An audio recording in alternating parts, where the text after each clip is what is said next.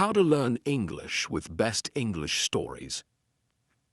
For now, here is a list of tips and advice for learning English with best English stories. Just listen. First of all, you don't really have to do much more than just listen to the episodes. I realized some time ago that a lot of the students of English that I met at school in London did not listen to enough authentic English. They were willing to spend money and travel across the world in order to improve their English. And yet most of them, for some reason, were not prepared to take a bit of time every day to listen to something in English. Why? I think partly this is because they didn't know what to listen to. A lot of people watch TV and movies in English. Fine. But honestly, that might not be the best way to improve your English. Film is very visual. A lot of what you understand from a movie is the visual storytelling. It's important to just focus on the audio, on the language. So, a lot of students didn't know what to listen to. They thought that they didn't have much choice. Actually, there's plenty of choice out there. The BBC has plenty of podcasts. There are loads of podcasts on different topics on iTunes, but they're all made for native speakers. They're too difficult to listen to, and ultimately, that's not motivating. There are some podcasts out there which are made for learners of English, but a lot of them are just focused on language learning, at the expense of entertainment. They're useful, but they're a bit dull. This is less the case now because 5 years after starting this podcast, there are more interesting things out there for learners of English, including my podcast. So I decided that I'd try and create something for learners of English to listen to that they would actually want to listen to, beyond just learning English. Ultimately, I think to listen to English for extended periods of time, you have to have an interest in what is being talked about, or you have to find it entertaining. Otherwise, it's hard to really sustain your concentration, and it becomes like a chore. There is real value in listening to English for extended periods of time, but it's difficult to achieve because you get put off by not understanding things, or because the recording is a bit patronizing and dull. I don't want to blow my own trumpet here too much, because I'm sure that my podcast is not always as entertaining or as engaging as it could be, but I think the only way to get people to keep listening is to try and make it entertaining as well as informative about English. So, I record this podcast with you in mind, but I try to keep it as authentic as possible. I try to avoid being simplistic. I try not to grade my English too much. I know it might be challenging for you sometimes, but I attempt to hold your attention by talking in an enthusiastic way about subjects which I personally find interesting. Hopefully, the result is that you keep listening and that you feel personally involved in it somehow. Then, by exposing yourself to lots of English in this way, you are able to acquire the language, to pick it up in a variety of ways. Stephen Krashen and Language Acquisition Theory. Let me now refer to the language acquisition theory of Stephen Krashen. This theory is very well known among language learning theorists, and it underpins a lot of what we know about learning and teaching English. Krashen believed that there are 2 ways to develop our language learning skills.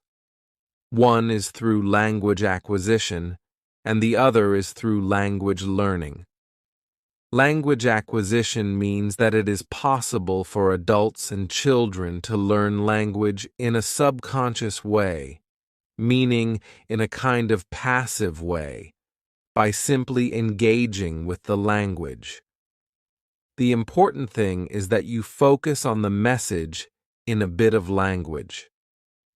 So, when listening to Best English Stories podcast, this means focusing exactly on what I really mean, rather than just on the specific items of language I'm using.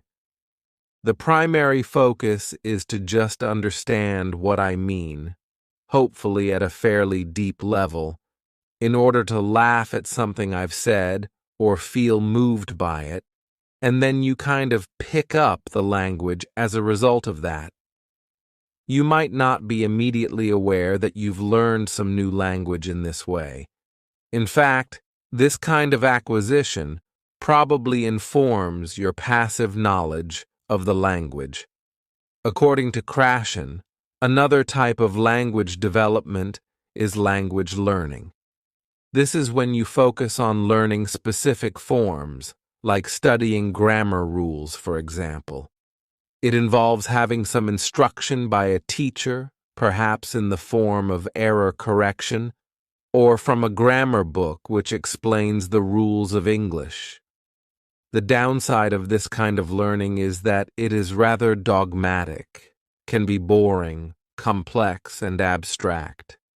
It doesn't necessarily replicate the organic way in which we pick up language as children, and doesn't quite allow the subconscious acquisition of language that occurs from just engaging with the language in order to understand a message being communicated.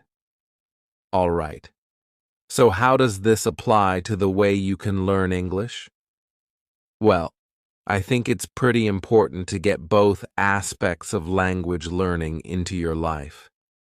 This is what I call having a balanced diet. You shouldn't just study the grammar rules in a dogmatic way, although that is undeniably important. You should also attempt to just engage with the language as it is used in natural, authentic, and meaningful situations. How can you do that? Ideally, this would mean going out into the world and doing things in English. In fact, this might be the best way to improve your English. If you get a job that requires you to use English all day, you will improve quickly. It'll be really hard, but you'd be forced to improve. That's like a boot camp for language acquisition, because you're not really studying the language, you're just attempting to survive in it. You're really focusing on the communicative acts you are trying to achieve. You're really focusing on meaningful messages, and you naturally learn the most direct and effective way to understand and communicate meaningful messages. You might not be able to do that in your life. You might not have access to native speakers in that way. So, my podcast can be a substitute. It's not really the same as attempting to work in an English-speaking environment. But the key point is that you can replicate aspects of that experience by just attempting to follow or keep up with what I'm saying, and do that regularly over long periods of time, and you'll pick up massive amounts of English. So, just listen. Try to follow everything I'm saying. Try to enjoy it and engage with it. Listen regularly. Listen for extended periods. This will all contribute to your acquisition of English, as described by Stephen Krashen. That's language acquisition, but you can also do more traditional language learning alongside Best English Stories podcast. First of all, outside of listening to the episodes, you can do your formalized language studying from a book or in class, and use LEP as a companion to that. Study the language, and then try to notice aspects of the language that you've studied in episodes of the podcast. For example, if you've studied verb tenses, you can listen to a story I've told on the podcast and try to notice those verb tenses, how I'm using them, how I'm pronouncing them, and so on. It can back up, confirm, or clarify the language study you've been doing. You should always refer to authentic language usage as a way of checking language that you've studied. Also, you can study the things I say in the podcast more directly. The podcast can be a study tool. Here are some ways you can do some active language study with the podcast. Use transcripts. You could read a transcript and check new words in a dictionary as you find them. Pay attention to the way I use the words, including the grammatical context, collocations between words, and pronunciation. Any new words or structures you find, make a note of them and practice using them yourself. You could attempt to write your own transcripts. This reveals a great deal about the gap between the English you know and the English that I use in the podcast. Try transcribing a section of one episode. You could do an episode that has already been transcribed. Listen carefully to it and try to write down every single word. There may be certain utterances that you just can't identify. Mark them with question marks. Listen again and again. You could just focus on a specific 5-minute section of an episode. Keep listening until you've done your best. Now check the proper transcript for that section and compare it to what you wrote. What are the differences? Now you can identify the gap between what you understand and what I said. Try to close that gap. Check the words you didn't know. Identify why you missed the pronunciation of something. Think about how I say these words and phrases and their definitions. Then you can start working them into your English when you speak. We'll look at ways of developing your speaking in a few minutes. A note on transcripts. You may be aware that a lot of my episodes have transcripts, which can really help you to study the language, although you shouldn't read them all the time. But you can also contribute transcriptions to my channel. If you fancy transcribing a few minutes of an episode, please send it to me, and I'll be able to correct it and publish it on my channel. I have a transcript collaboration going on using Google Documents. You might already know about this because I did an episode on that subject a couple of months ago. You can go to my channel and click Transcripts to find out more. Basically, writing transcripts of my episodes is not only a great way to use the podcast to improve your English, it also helps me to provide an even better service to my listeners. So, Best English Stories podcast is best consumed as part of a balanced diet. Listen freely and just try to enjoy and understand what I'm saying, and let your mind naturally acquire the language, but also mix this with more formalized language study to get the full 360-degree effect. You might think the formalized language study part of that is boring and time-consuming. That's fine. You don't have to do any of that, but as a compromise, what you can do is just be mindful when you're listening. Your first aim is to focus on the message, but you can also try to notice specific aspects of the language too. Try to identify words, phrases, and grammatical structures. You don't have to formally study them, just notice them as you hear them. Like, oh, he's saying depend on, so it must be depend on in English, not depend of. Things like that. Just be mindful when listening. I record different types of episode here. My main aim is to engage you and keep you interested, while presenting English to you in an authentic way.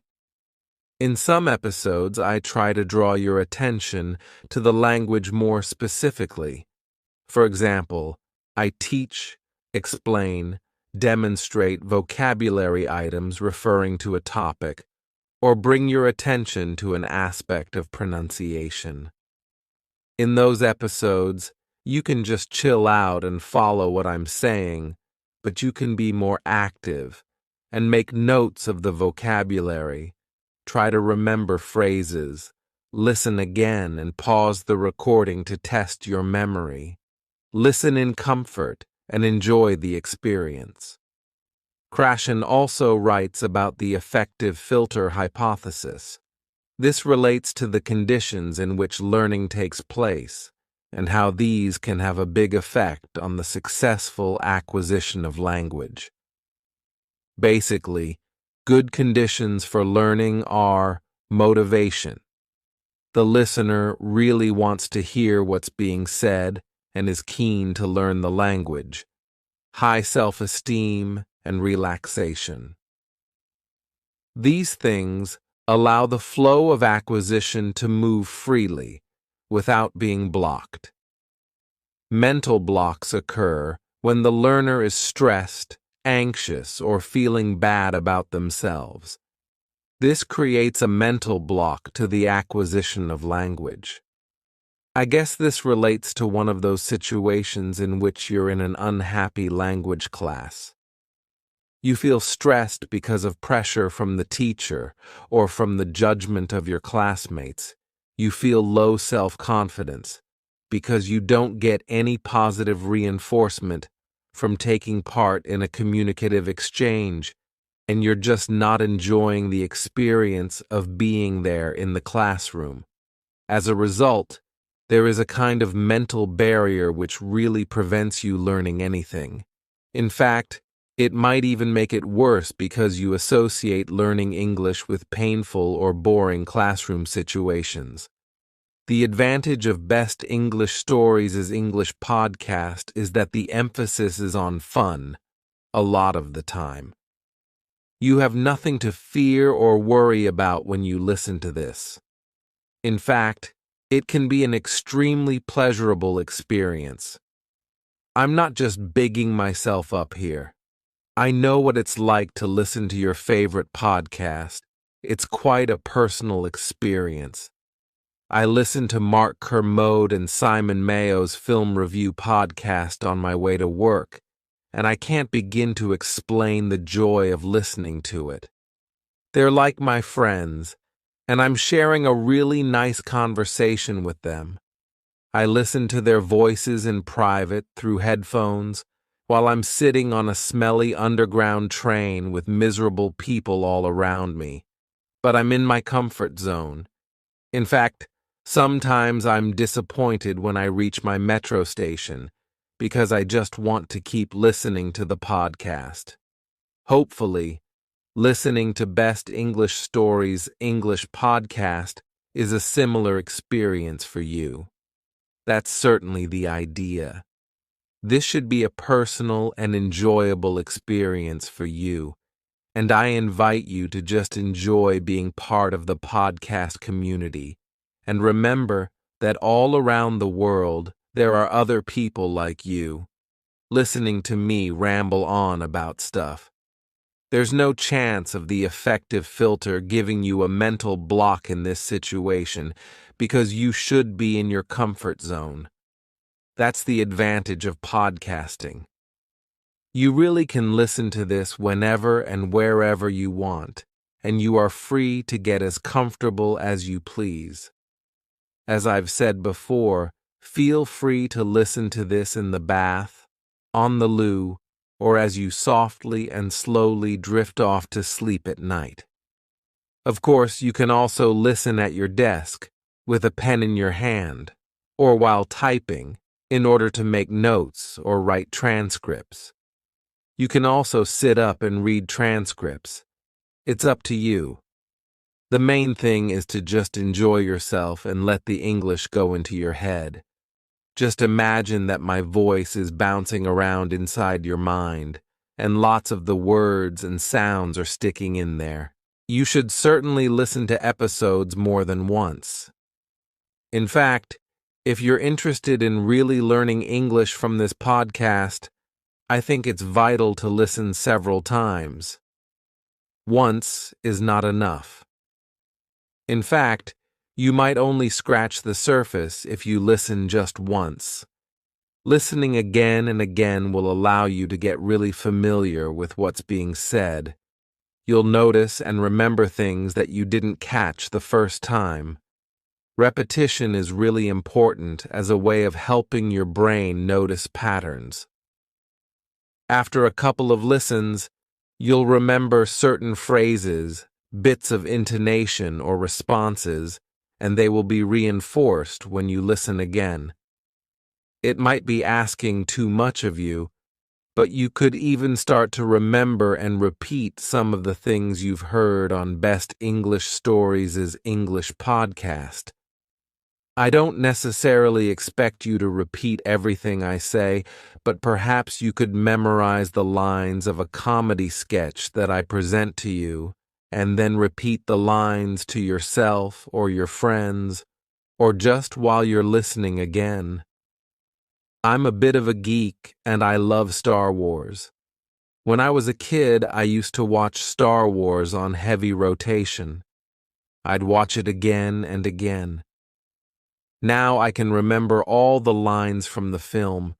In fact, I don't just remember the lines, I remember the bits of music and sound effects too, as they occur in the film. It's the same with Monty Python films and sketches. I've watched them so many times that I can repeat a lot of the script from memory, and in fact some phrases from those movies have found their way into my vocabulary. You can do that too, by listening to episodes more than once, and listening to some comedy sketches which I present to you many times. Soon, I'll be doing an episode about Monty Python. For some reason, Monty Python sketches are very memorable.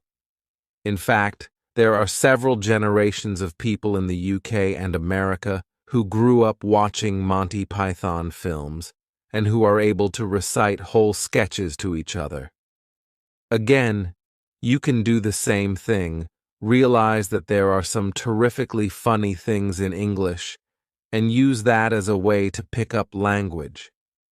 There are a number of different areas to focus on with English.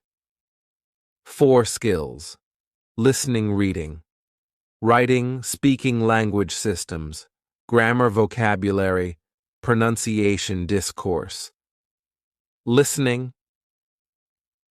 I've already talked a lot about the benefit of just listening for fun, or listening in a more active way. I did mention that it's good to be comfortable when listening. I should add, too, that I think it's important to try and listen to things that you don't completely understand. It's fine to listen to things that you don't understand completely, and the general opinion on this seems to be that you should push yourself when you listen, and don't get put off if there are things you don't understand. It's in that challenging experience that your brain is really piecing things together. For example, if you struggle to understand my conversation with Daniel Burt, that's fine. In fact, that struggle is good.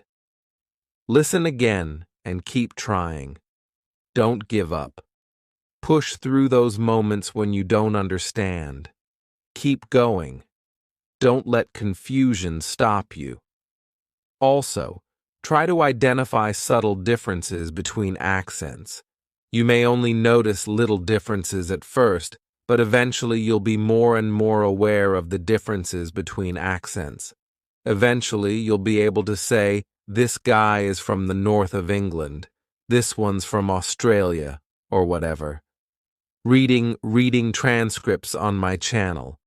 Outside of the podcast, read a variety of texts. Again, try to find things that you enjoy. You should also be aware of your purpose for learning the language. What are you going to use English for in the future? You may need to read emails or business reports. it may be worth reading articles that talk about business trends. Otherwise, just reading any well-written text for enjoyment is a really good way to improve your literacy. I must add a lot of videos on my channel with recommendations for reading. There's loads of reading you can do, blogs, newspapers, but also books, which you can download free online. I haven't done it yet, but I'm planning to give you a list of some good things to read. Writing again, this is not one of the things that I focus on a lot on Best English Stories English podcast. The focus is mainly on spoken English. However, transcribing podcast episodes can be good for your writing. You could also write your own blog, which contains your opinions or your outlook on a topic. Feel free to write a response to episodes of my podcast in the comments section. You should aim to concisely express your opinion in a structured way, using the most appropriate words you can find, perhaps including some words you've picked up from that episode of the podcast. Think about the person reading the comment. Make it easy and enjoyable for them to read, and focus on stating very clearly and efficiently exactly what it is you want to say. Considering those ideas can help you to make your writing more effective. If, however, you need to practice writing for the IELTS test, you will need to do more specifically focused writing practice, probably using an IELTS preparation book or following an IELTS course of some kind. My podcast can help you with general skills, vocab, etc. But for specific kinds of writing work, you should do some specific writing practice. Practice, practice, practice. As I said before, to get the best out of Best English Stories' English podcast, use it as part of a balanced diet. Speaking. Perhaps the best way to improve your speaking is to actually practice it in real-life situations. The requirements of that situation will train you to say the right things at the right time with the right tone. You should certainly be aware of how intonation is important in affecting a message. These are things you can learn from trying to enter into meaningful acts of communication and learning from your mistakes. You might also need a teacher to actively correct your errors. But you can definitely use Best English Stories' English podcast to improve your speaking too. Let's look at some ways to do that. Just try to take some aspects of my speech and apply it to your speech. You could just add some words or phrases you've heard from me and use them yourself. Or you can pick up some speech patterns, pronunciation from me and add that to your speech too. If you like, you could use my speaking as a kind of model for your own speech. More specifically, you could copy and repeat some of my sentences. Listen to a line I say, and then repeat it and try to sound exactly like me. You could listen to phrasal verb episodes, and whenever I present an example sentence, pause the episode and repeat it after me. Keep doing that until you feel your version is pretty similar to mine. So just listen and repeat until you've worked out how to make the same sounds as me. Think about vowel and consonant sounds, combinations of consonants, and how to make those sounds with your mouth. Think about connected speech, what happens when words are pronounced fluently together in a sentence. They might get pronounced differently. Certain sounds may be dropped when words are linked, and some sounds may be added when words are linked too. Pay attention to these aspects of pronunciation. I should do a whole episode on connected speech, and it's one I've had in the back of my mind for ages. Pick an extract from the podcast with transcript and record yourself saying it. Compare your version with my version. Then, work on the transcript. Underline the stressed words. Add lines to represent pauses for emphasis. Identify word links in pronunciation. Listen to me saying that extract again and check your sound scripted transcript. Now record yourself doing it again, this time adding the intonation, pausing, and sentence stress. Compare that to the original. This can help you develop awareness and control of speech patterns. Record yourself just talking in response to one of my podcast episodes. If I've talked about UFOs, for example, not yet, but I will, then you could record yourself talking about UFOs too. Try to include any words I've presented to you on that topic. If you like, you could leave an audio comment on my Audioboo page and let the world know how you feel about something. Or you could start doing your own podcast, like Zdenek from Zdenek's English podcast.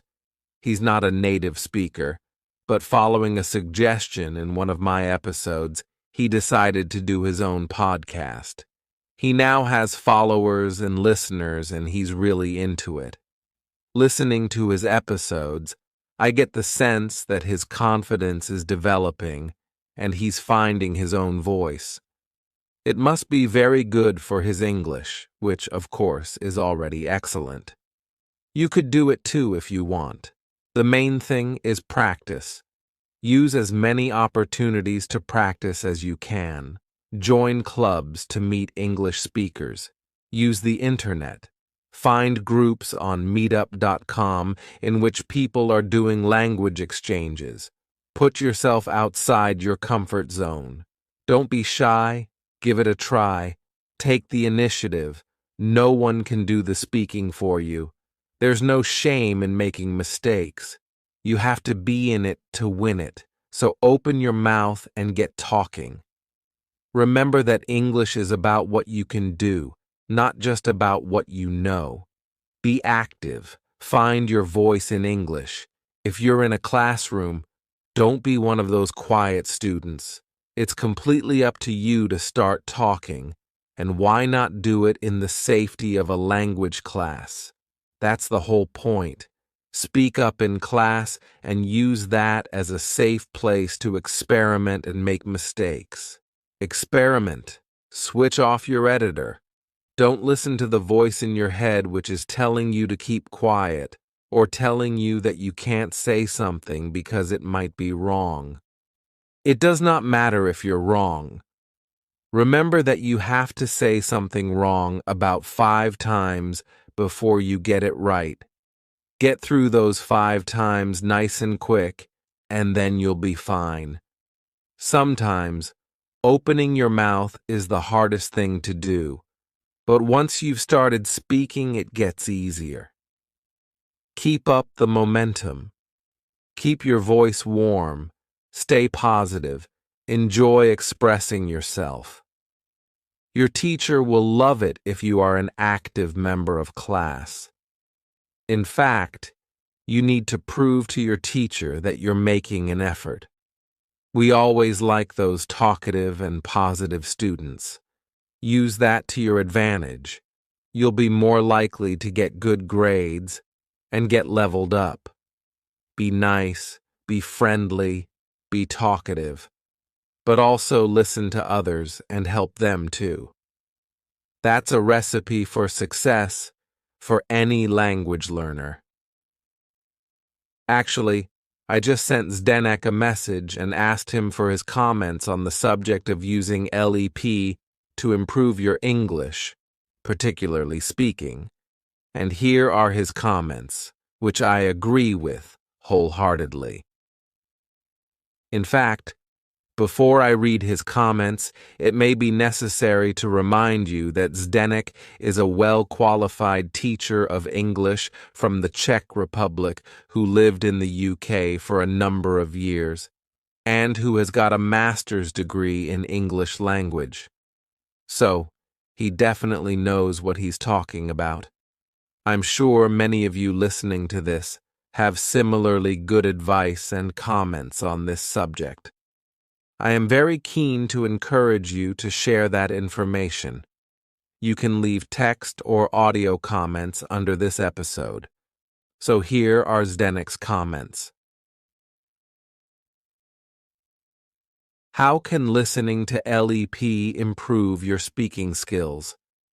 It can mainly improve the following skills, sub-skills. 1. Listening, obvious. 2. Reading, spelling, reading scripts, additional notes. 3. Writing, spelling, script, feedback or Thanksgiving emails to Best English Stories. 4. Grammar, listening to grammar patterns as part of exposure theory. 5. Vocabulary, learning new vocab also guided by the exposure theory. 6. Pronunciation, passive listening. As for the speaking, it is a different question. If you want to improve your speaking through LEP, you have to approach this actively. Not everyone is willing to do this. Some people tend to be shy, have approach anxiety, etc., and prefer listening to the podcast as passive recipients. That is fine. However, here are some suggestions on how you can actually improve even your speaking skills. 1. Contact someone via LEP community. There are a lot of interesting people eager to learn English from all around the world. Contact those who have a similar level as you. This way you can both benefit and learn from each other, and no one will get bored. Ideally, have an interest in common, sci-fi films, sport. You already have one important topic in common, LEP. Try to befriend these people, add them on Facebook, start Skype conversations with them or something. 2. Record yourself speaking about a topic. Ask yourself questions related to LEP. Answer these questions or just practice vocabulary. Best English Stories teaches you. Listen back to yourself. Try correcting your errors. Re-record. Compare your recordings you made some time later to see your improvements. 3. Record comments in Audioboo, max 3 minutes. Why is everyone so shy? Is everyone afraid that they will be judged? Who cares?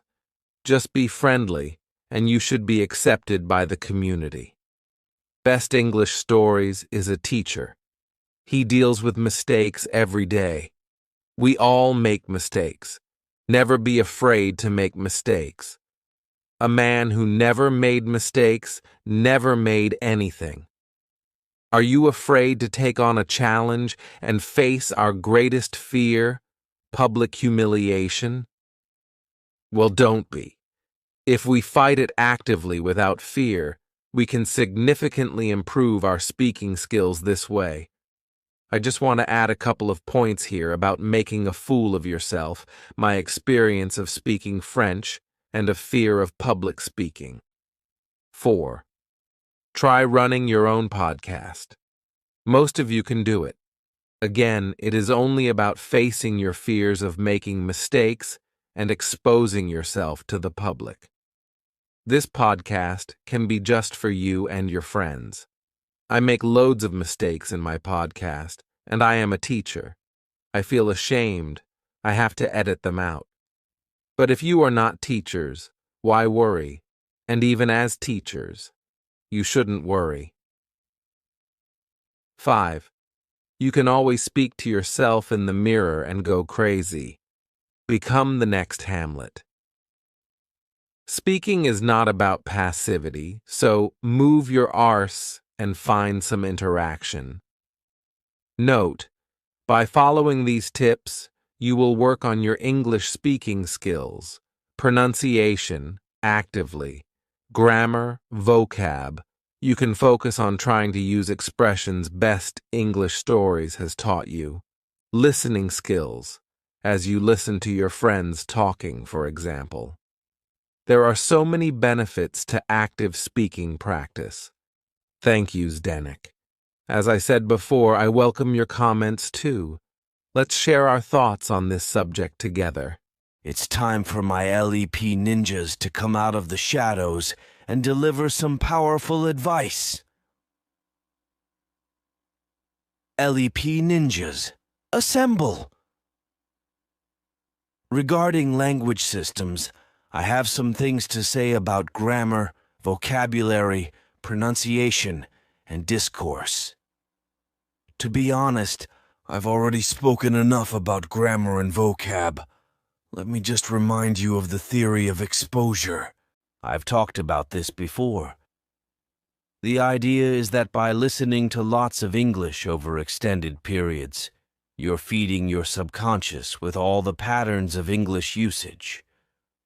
Your brain is hearing all these patterns of English, including frequent word combinations like prepositions, tenses, features of pronunciation, etc. Ultimately, it all goes into your head and informs your sense of instinct for the language, so that when you come to do a test in English, you feel the answer. You know that this particular preposition goes with this particular verb just because you've heard it a number of times before, and so it feels natural. Feed your head with English. Feel the English rather than knowing it. Use the Force, young Jedi, and remember, the Force will be with you. Always. Oh, and don't forget, you're never too old for this. Language study is a great way to keep your mind fresh and supple. My grandfather is over 90 years old and he's still really sharp. Perhaps this is because he's still going to French and Spanish classes on a regular basis. Regarding pronunciation, a lot of the tips you've been given here will help with that. But I just want to add that improving your listening skills will naturally improve your pronunciation skills too. The two things go hand in hand.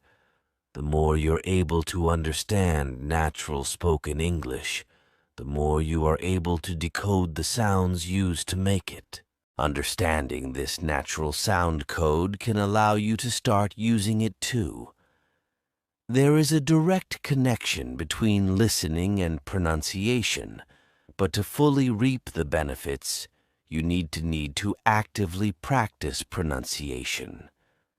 The methods I've mentioned already in this episode, repeating, recording, re-recording, comparing, speaking in front of the mirror, etc. They're all good approaches to practicing and improving your pronunciation. Don't be shy, give it a try. You've got nothing to lose, just things to gain. Go for it. As for discourse, this is really about how you structure your speaking. How do you link your ideas up?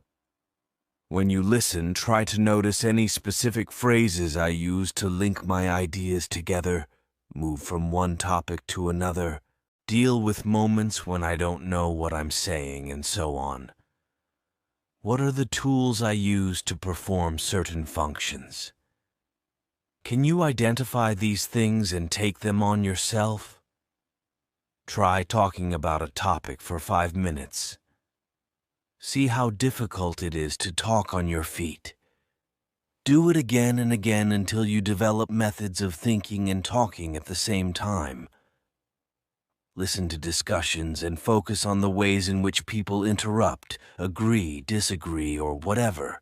Think about the way we use the language to be polite or indirect. How is humor added to what we say? How does intonation affect the hidden meaning behind our words? Explore these ideas when you listen, and then test them out in your speaking. That's it for this episode. I hope you have found it motivating and inspiring. Leave your comments, and I wish you all the very best of luck keeping up your English. I'm sure you're doing great. Well, you must be, because you're already listening to Best English Stories podcast, and long may it continue.